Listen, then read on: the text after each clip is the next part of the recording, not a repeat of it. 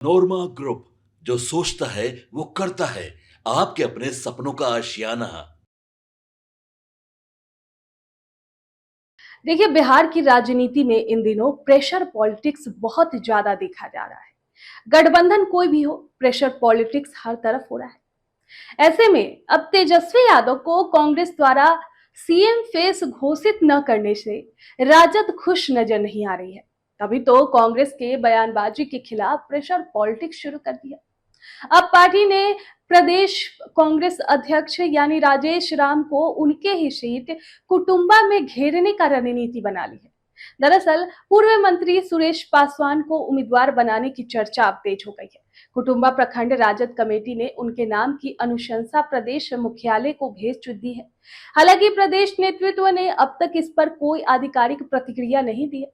सुरेश पासवान पहले भी विधायक और बिहार सरकार में मंत्री रह चुके हैं। वे राजेश राम और उनके पिता दिलकेश्वर राम के खिलाफ चुनाव लड़ चुके हैं। वहीं राजद के प्रखंड अध्यक्ष ने 18 सितंबर को कुटुंबा में इंडिया गठबंधन का कार्यकर्ता सम्मेलन बुलाया है। इसमें कांग्रेस को नहीं बुलाया गया है। इसमें दोनों दलों के बीच बढ़ती खाई का बड़ा संकेत माना जा रहा है।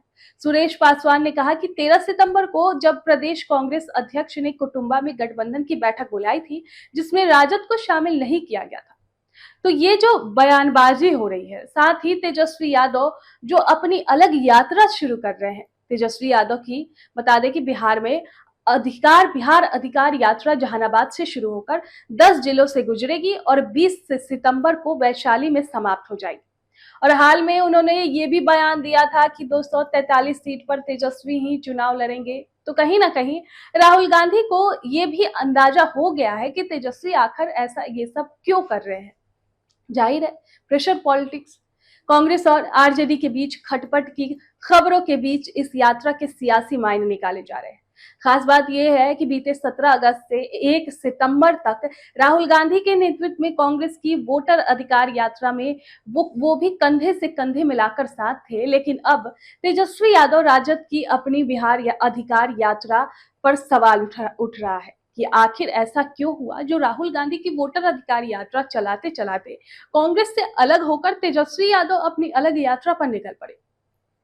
इसके साथ ये भी अपनी इस यात्रा के नाम से वोट या वोटर शब्द क्यों हटा दिया गया। दरअसल राहुल गांधी ने हाल ही में बिहार में वोटर अधिकार यात्रा चलाई थी और इसे देश भर में चलाने की आह्वान किया था।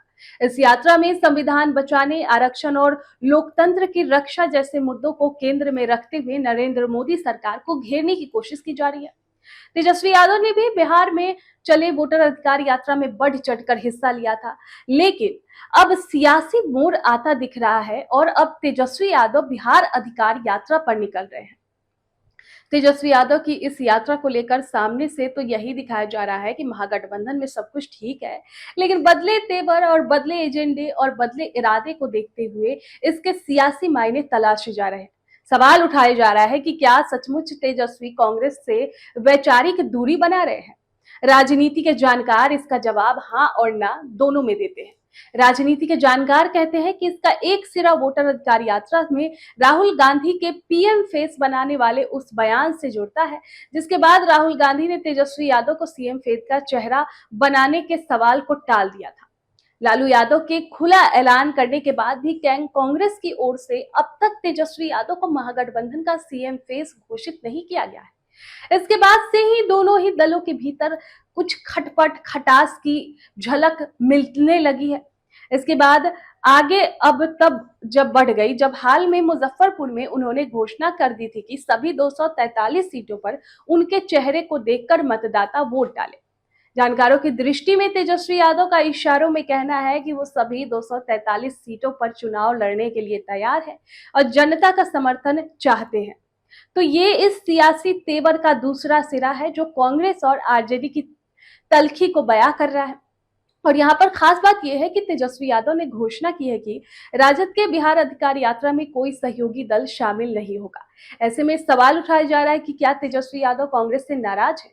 कांग्रेस और आरजेडी के बीच के विवाद की बात की पुष्टि इस बात से भी होती है, सीट बंटवारे को लेकर कांग्रेस और आरजेडी में तनातनी की खबरें सामने आ रही है। बताया जा रहा है कि कांग्रेस करीब 70 सीटों की मांग कर रही है। इसके साथ ही कांग्रेस ने अपनी उप मुख्यमंत्री पद की भी अपनी नई शर्त रख दी है।